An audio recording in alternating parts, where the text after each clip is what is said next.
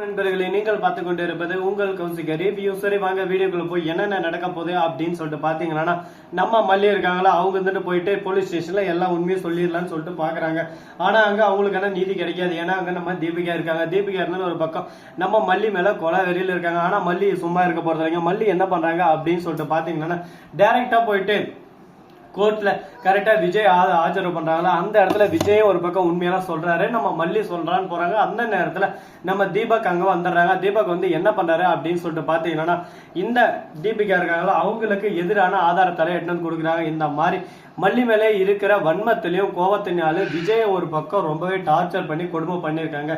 இனிமே அந்த கேஸை வந்து விஜய்க்கு எதிராக இவங்க ஆதரவு இது இருக்கக்கூடாது. இவங்க வந்து அந்த கேஸவே எடுக்கக்கூடாது. வேற ஏதானா ஒரு நல்ல போலீஸ் அதிகாரி கிட்ட இந்த கேஸை ஒப்படைக்கணும் அப்படின்னு சொல்லிட்டு சொல்றாரு. உடனே நம்ம தீபிகா ஓவரா பேச ஆரம்பிச்சாங்க. உடனே தீபிகா இந்த கொலையை பண்ணது அப்படின்ற விஷயம் இந்த இடத்துக்கு தெரிய வருது. என்னடா சொல்ற அப்படின்னு சொல்லிட்டு பாத்தீங்கன்னா, ஆமாங்க இது எல்லாத்துக்கும் முழுக்க காரணம் தீபிகா தான். மல்லி எங்க இருக்கா என்ன பண்றா அப்படின்னு சொல்லிட்டு முழு விவரத்தையும் ஒரு பக்கம் ஆராய்ஞ்சு எப்படியாவது மல்லியை போட்டு தரணும்னு சொல்லிட்டு நினைக்கிற போது இந்த மாதிரி சுடரம் மறுபக்கம் மல்லிக்கு இடையான மோதல் எல்லாமே உங்களுக்கு தெரிய வந்து மல்லி சந்திக்க போற போது சந்திச்சு வெளியே போற போது கரெக்டா அந்த ராஜேஸ்வரி பண்ண பிளானை எக்ஸிக்யூட் பண்ணி அதை வந்து ராஜேஸ்வரி பண்ண மாதிரி இவங்க ஒரு பக்கம் டிராமாவை எக்ஸிக்யூட் பண்றாங்க. இதுல வந்து நம்ம விஜய் வாண்டடா மாட்டிக்கிறாரு. ஒரு பக்கம் ராஜேஸ்வரியும் மாட்டக்கூடாது, மறுபக்கம் மல்லியை சிக்க வைக்கணும் அப்படின்றதுதான் நம்ம தீபிகாவோட ஒரு மாஸ்டர் மைண்ட். ஆனா இது எதுவுமே ஒரு பக்கம் நடக்கல. ஆனா இது எல்லாமே தீபக்கு தெரிஞ்சது. தீபக் சும்மா இருப்பாரா? அவரோட விஷயத்துல அவரு கரெக்டா இருப்பாரு. அதனால யாரு என்ன எவர லொட்டு லொசுக்கு இதெல்லாம் பார்க்க மாட்டாரு. தப்புன்னா தப்புன்னா தட்டி அடிச்சுட்டு போயிட்டே வந்துருவான் அப்படின்னு சொல்லிட்டு ஒரு முடிவில் இருப்பாரு. அதுக்கேற்ற மாதிரி ஒரு பக்கம் இறங்கி அடிக்க ஆரம்பிச்சிட்டாரு. இனிமே மாட்டிக்கினார் ஒருத்தர், அவரை காப்பாத்தானோ கத்தரு அப்படின்ற மாதிரிதான் ஒரு பக்கம் பாட்டை போட்டு ஒரு பக்கம் டான்ஸ் சும்மா குத்து டான்ஸ் ஆட வேண்டியதுதான். அந்த அளவுக்கு ஒரு பக்கம் தரமான ஒரு சம்பவம் தான் நடந்துன்னு இருக்கு. சரி முடிஞ்சதெல்லாம் முடிஞ்சிச்சு. இப்ப அடுத்து என்ன பண்ணலாம் ஏது பண்ணலாம் அப்படின்ற விஷயத்த அவங்க யோசிக்க ஆரம்பிச்சிட்டாங்க. அடுத்தபடியா என்ன பண்ண போறாங்க அப்படின்னு சொல்லிட்டு பாத்தீங்கன்னா, நம்ம தலைவர் கதிரேசன் இருக்காருல்ல அவர் வந்து அந்த இடத்துக்கு வராரு. வந்துட்டு நான் ரெடி நீங்க ரெடியா ஏன் மாப்பிள்ளைய ஜெயில அனுப்ப அப்படின்னு சொல்லிட்டு ஒரு பக்கம் நின்று அப்படியே சும்மா வெண்பாவை தருவாங்களா தரமாட்டாங்களா. அதே சமயத்துல இந்த விஜய் வந்து என் பொண்ணை கொண்டது இந்த விஜய் தான் அப்படின்னு சொல்லிட்டு அந்த இடத்துல திரும்ப அதை மென்ஷன் பண்ணி காட்டுறாரு. விஜய் மேல தப்பு இருக்கு, விஜய் தான் எல்லாமே பண்ணுது அப்படின்னு சொல்லிட்டு விஜய் மேல ஒரு குற்றப்பழியா அந்த இடத்துல இது பண்றாங்க. ஐயோ என்னடா இது குறுக்க போன தெய்வம் கும்புன போட்ட மாதிரி விஜய்க்கு திடீர்னு இந்த அளவுக்கு ஒரு பக்கம் ஆப்பு மேல ஆப்பு வந்துகிட்டு இருக்கு அப்படின்னு சொல்லிட்டு பார்த்தேன். இதுக்கு தாங்க சொல்றது தன்வினை தன்னை சுடும் சொல்லிட்டு விஜய் எந்த அளவுக்கு ஒரு பக்கம் ஓரம் ஒதுங்கி போனாலும் விஜயை தேடி வருது பிரச்சனை எல்லாமே. இந்த பிரச்சனை இருந்து எப்படி தப்பிக்க போறாங்க என்னென்ன பண்ண போறாங்க ஏது பண்ண போறாங்கன்னு சொல்லிட்டு தெரியலங்க. ஆனா கூடிய விரைவில் கூடிய சீக்கிரம் எல்லாமே ஒரு பக்கம் மாறுதல் ஆகும் அப்படின்னு சொல்லிட்டு நம்பிக்கை இருக்கும்.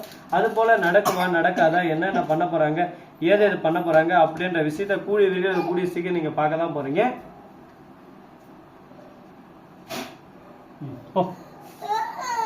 சரி இது மட்டும் இல்லாம மறுபக்கம் என்ன நடக்குது அப்படின்னு சொல்லிட்டு பாத்தீங்கன்னா, வெண்பாவை கேக்குறாங்க.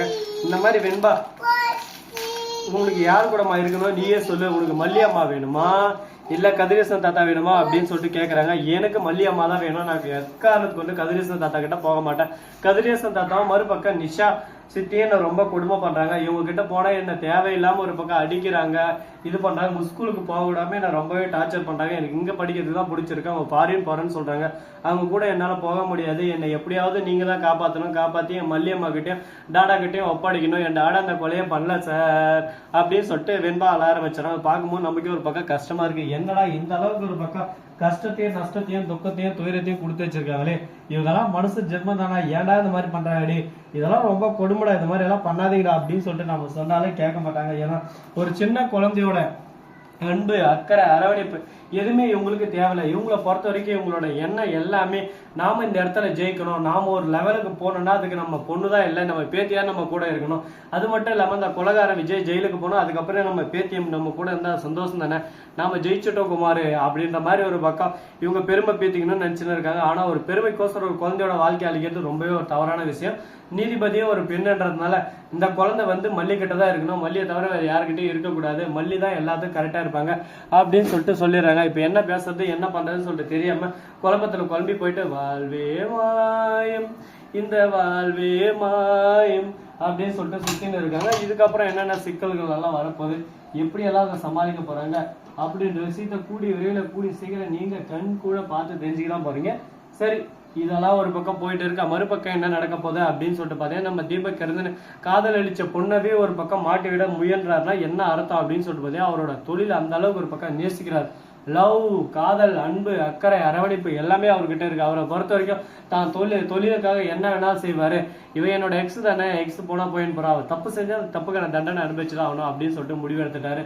இது ஒரு நல்ல விஷயமா தான், நல்லதோ ஒரு ஆரம்பம் நல்லதோ ஒரு முடிவு அப்படின்ற மாதிரி நல்லா தான் இருக்கு.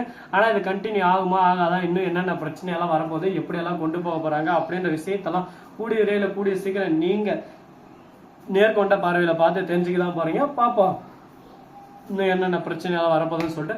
ஸோ நண்பர்களே, இது மட்டும் இல்லாமல் மறுபக்கம் உங்களுக்கு கொளுத்தி போட ஒரு அருமையான ஒரு ஆஃபர் ஜோன் கிடைக்க போதுங்க. அப்படி என்ன ஆஃபர் ஜோன் கிடைக்க போகுது அப்படின்னு சொல்லிட்டு பார்த்தீங்கன்னா அது வேற எதுவும் இல்லைங்க, நம்ம மல்லி இருக்காங்கல்ல அவங்க இந்த சீரியலை விட்டு விலக போறாங்க. என்னடா இது உண்மையான தகவலா அப்படின்னு சொல்லிட்டு பார்த்தீங்கன்னா ஆமாங்க, மல்லி இந்த சீரியலை விட்டு விலகினா பாதி இது வந்து சீரியலவே பார்க்க மாட்டாங்க. ஏன்னா மல்லிகாவும் விஜய்காவும் இந்த சீரியலே ஒரு பக்கம் பார்த்துன்னு இருக்காங்க. அப்படிப்பட்ட நம்ம மல்லி விலக போறாங்களா, நெஞ்சு வலிக்குதுடா.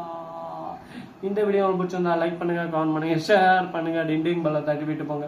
அப்பதான் நான் போடுற அடுத்தடுத்த வீடியோ உங்களுக்கு உடனுக்குடன் நோட்டிபிகேஷன்லாம் வந்து கொண்டே இருக்கும். மிக்க நன்றி. தேங்க்ஸ் ஃபார் வாட்சிங். Tata, see you. நன்றி, வணக்கம், வந்தனம், பர்கர் தருக.